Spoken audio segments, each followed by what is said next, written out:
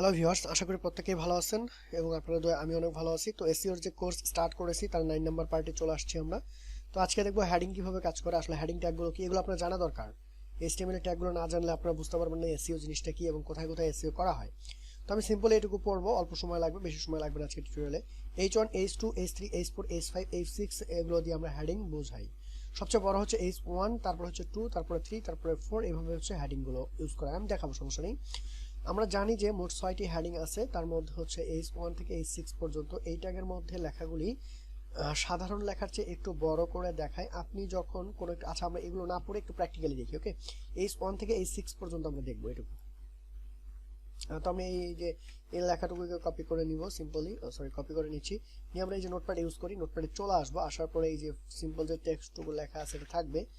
তো আমি H1 দিয়ে শুরু করতেছি, H1, এবং ফাইনালি এটাকে আমি পেস্ট করে দিলাম, ঠিক আছে।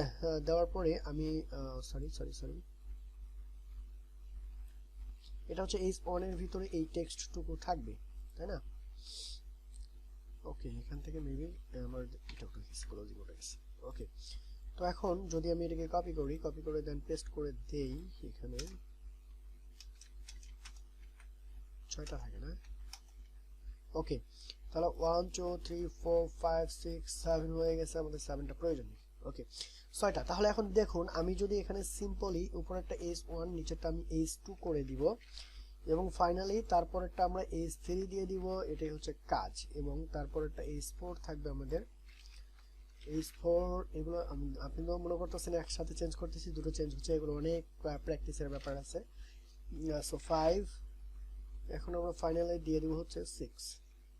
ওকে, আমরা H1 থেকে H6 পর্যন্ত দেখতে পাচ্ছি। তো এখানে আমি লিখে দিচ্ছি 1, এখানে লিখে দিচ্ছি 2, এখানে লিখে দিচ্ছি 3, এখানে লিখে দিব 4, এখানে লিখে দিব 5, এবং এখানে দিয়ে দিব 6।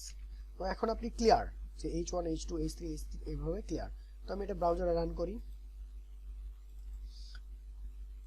আমি এটা ব্রাউজারে রান করতেছি। তো এখন দেখতে পাচ্ছেন যে H1টা কত বড়, 2 3 4 5 6টা কত ছোট, ঠিক আছে। এই হচ্ছে মূলত হেডিং এর কাজ। আশা করি আমি প্র্যাকটিক্যালি দেখানোর চেষ্টা করলাম হেডিংটা কিভাবে কাজ করে। তো আপনারা বুঝতে পারছেন হয়তো বা হেডিংটা কি এবং কিভাবে কাজ করে। Thank you so much watching this tutorial.